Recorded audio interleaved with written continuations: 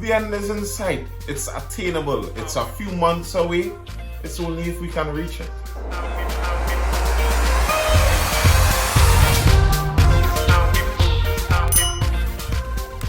Yesterday, well, that's if you're watching this on Sunday today. Yesterday, the Prime Minister made some new announcements of some new measures to deal with our continuously growing or continuing COVID numbers and COVID deaths. And it seems like we aren't quite out of the woods when it comes to this spike that we're currently in. The spike seems to be a spiking plateau. We seem to have spiked up really high and we're maintaining this height continuing for a while.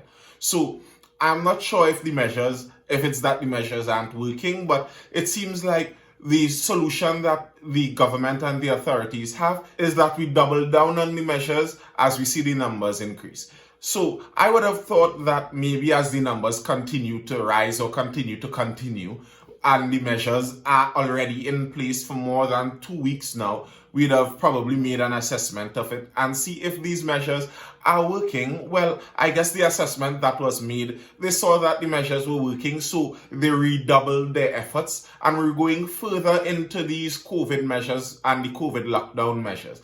To phrase the way I saw someone put it on Facebook, Trinidad is a jail.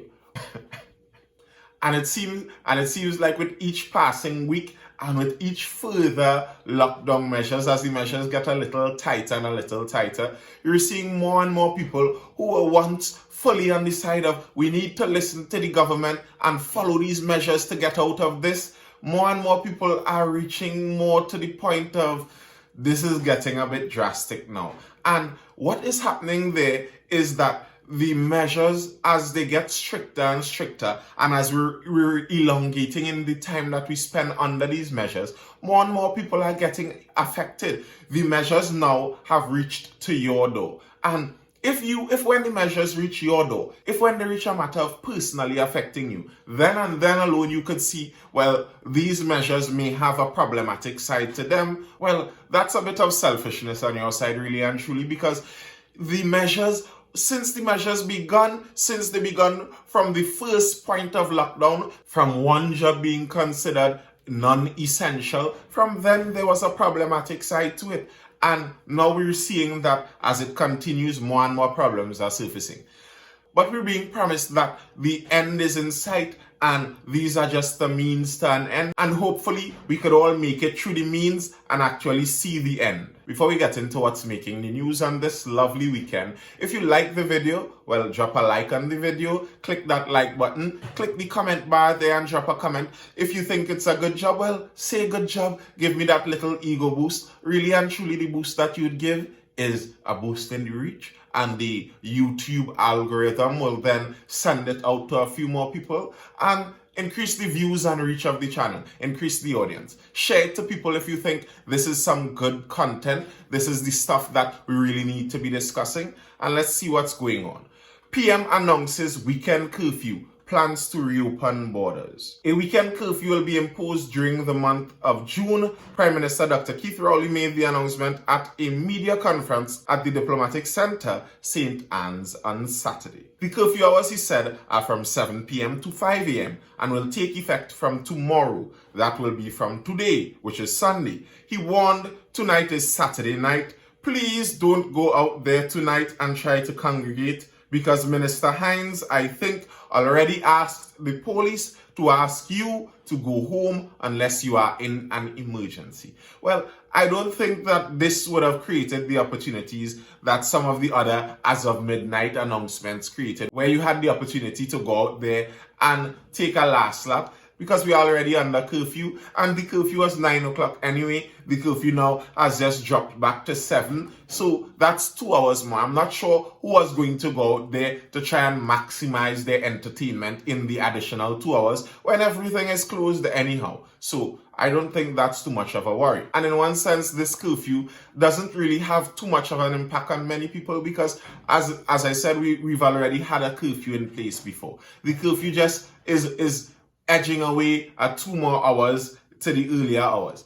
And to one side, I can agree with what some people are saying, and it's an inconsequential price to pay. It's not really a large price, especially when compared to what is already being paid. But then, that's the entire point. If you're looking at losing freedoms do seem to be going little by little and edging away little bit by little bit. So these freedoms that are being lost little by little, it's not a question of what do you need your freedom for and what were you going to do at that time anyway. I am supposed to be a free man. It's not supposed to be a question to you of what I want to do with my time. It's supposed to be my right to be free. The real question should lie in, is it necessary to inhibit someone's freedom to really get these measures in place, to really get this under control? If it's necessary, well, the argument can be made. If it's not necessary, well, we're slipping slowly and slowly, day by day, into a less and less free society.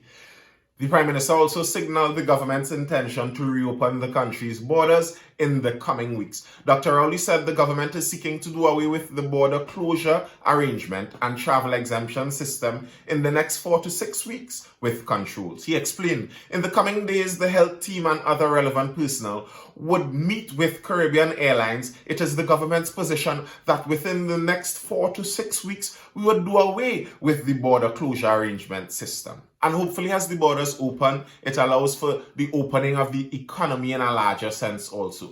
Dr. Rowley, in explaining one of the reasons for pushing to open the border, he was speaking as vaccinations increase. That would be the intent we're going in. But before we reach there, we seem to be going through some more difficult times, especially for some of those in the lower classes. 10,000 CPEP workers' salaries slashed by 33%. Community-based Environmental Protection and Enhancement Company Limited, CPEP, board members have decided to temporarily cut salaries of 10,000 workers by 33.3% and reduce working hours and shifts by 50% with immediate effect. After a careful assessment, the board said it saw best to have each worker operate on scheduled shifts of 4 hours per day, 2 days per week, and a maximum of 8 days a month. If you looked at my contemplation from yesterday, from Saturday, I spoke about mama guying myself. Okay, those in authority, your pay, if it gets cut, it may not necessarily be able to pay for everything that is missing in the country. But if you're trying to appeal to a togetherness vibe, that, okay, you are suffering, but you are suffering for the good of our entire country, then shouldn't you be at least trying to mama guy us by cutting your pay too? So maybe, I am curious to know, the board that decided to cut the pay of these 10,000 workers, how many members are there on the board and how many of their salaries have they also voted to cut? Because I'm interested to see that. I would like to know if those in authority are comfortable making decisions on how much those at lower levels should sacrifice while they aren't pulling their weight in the sacrifices also.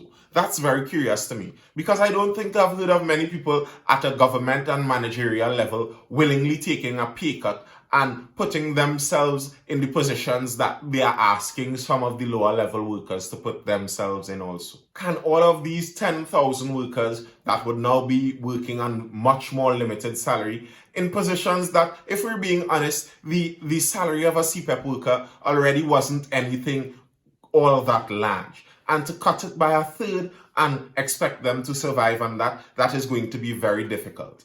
CPEP workers pay cut. How will we survive? CPEP salaries cut by 1/3. Employees of community-based environmental protection, CPEP, say they have worked, I think that's a mistake there in the typing, say they were blindsided with a 33.3% pay cut in their salaries. While some workers were under the impression the cut was supposed to occur next fortnight, many were unprepared for management's move. One employee told the Express yesterday, while talk was being bandied about a few days ago with regard to the pay cut, she thought more notice would be given to staff since globally there's a pandemic. I am hurt and disappointed. I had to find out about the pay cut through my pay slip. I have 3 children to mind and bills to pay. My rent has been due since last week, and I already know I won't have enough to pay this month. I'm tired of borrowing here, there, and everywhere just to survive. My landlord dropped my rent from $2,500 to 1,675 last year because of the pandemic.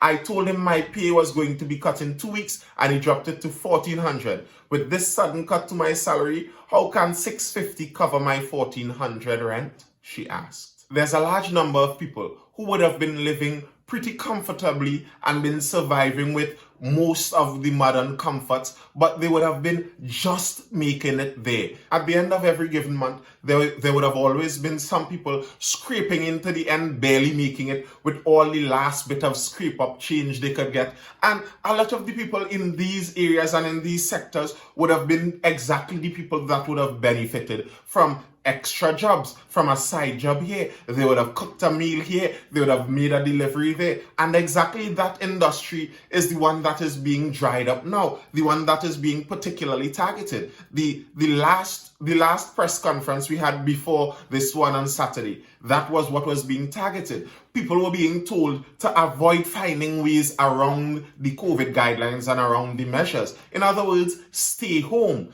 And if these people have to stay home, staying home isn't free for everyone. For some people, staying home requires $1,400 in rent a month. Staying home requires feeding your family. And if you are not collecting any money, that is a very difficult position to be in. Just to have an idea of what some people have to survive on. And bear in mind, some of these people would be single parents with multiple children, some of them way multiple children, and this is what they have to survive with. The breakdown of reduced salaries of employees. Laborers were paid $1,050 a fortnight. It will now be around $701. Operators received $1,454 a fortnight. It will now be around $974. 4 persons were paid $1,653 a fortnight. It will now be around $1,107. This sum would be further reduced due to national insurance contributions and health surcharge. $701 you have to survive for a fortnight with. A fortnight, in case anyone doesn't know, is 2 weeks. That's 14 days at $701. That works out to just about 50 TT a day. Someone has to survive on 50 TT a day. Now, if you're in your parents' home, if you're in a home of a guardian where you do not have any other bills to pay, just feeding you alone, $50 may be able to feed one person for a day. You may be able to live on feeding yourself for $50 a day. But how is someone really realistically supposed to survive on that if they have to do anything else besides just feed themselves? And in some cases, when it comes to how people feed themselves and the relationship between how much someone works for and what they get to be able to survive with, there's a side to that with personal responsibility where you could tell someone, well, you really have to work for what you want. But in this case, it's not a matter of someone who isn't willing to work.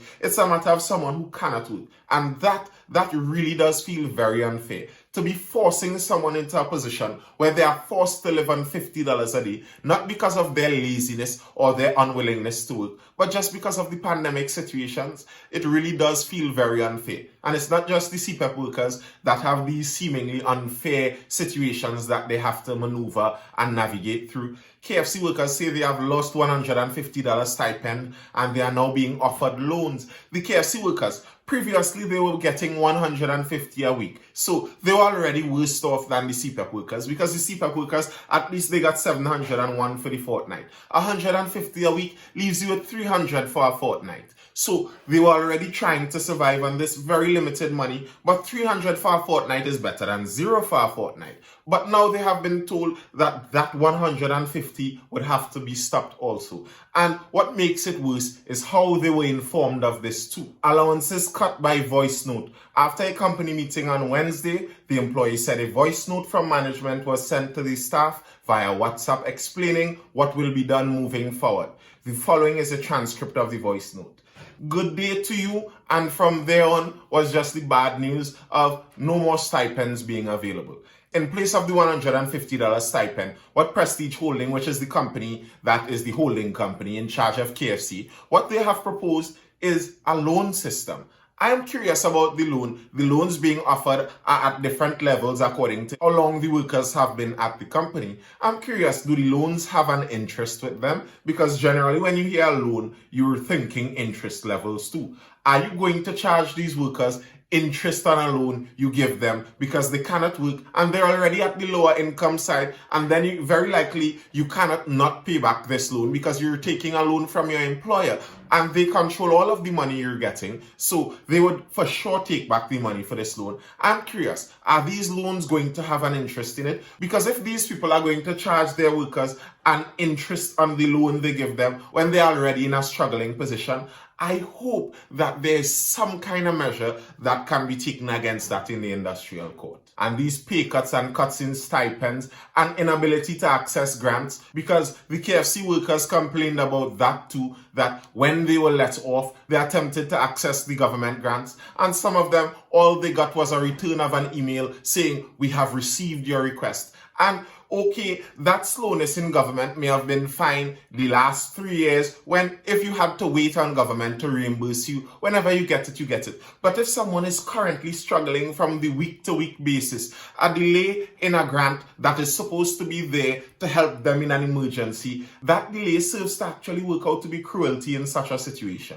And cruelty, just as some of the businessmen are being very cruel also and abusing the vulnerable position that our country has been set in by price gouging. The trade minister is seeking to investigate the rush for cement and the price gouging. Cement prices have been seen to triple in some areas, and as far as many people can tell, there aren't any external factors that are causing this. So cement is being sold for gold. If you are planning a little home renovations while you are stuck at home, it's going to be a lot more expensive. And on top of that, when you're stuck at home there and you're stuck on the internet, if your internet service provider is Digital Plus, they are going to raise their fees also. And internet is becoming much more of an essential thing, much more of what may be considered a necessity, because many people, to continue in their jobs, they need the internet. To continue in their schoolwork, they need the internet. And then the only entertainment and ease that some people are getting is from the internet. So the internet in this situation has become nearly a necessity. And then in this time, when this thing has become such a necessity, now is the time that they see it fit to raise their fees. They're saying that the fee increase is necessary on their side, and they have increased fees and increased expenses to cover, and there's really no way of me knowing if that's true or not, but it does seem a bit suspicious, and the timing couldn't have been worse. So tell me, what are you hoping and expecting to see in the coming weeks as we aim to open our borders in hopefully 4 to 6 weeks according to our Prime Minister, and aim to possibly open the schools back up in September? So what do you expect to see? Drop a comment, tell me what you think, and see you in the next video. When you wake up in the morning and you hear the birds cry and you feel the music rising with the tide.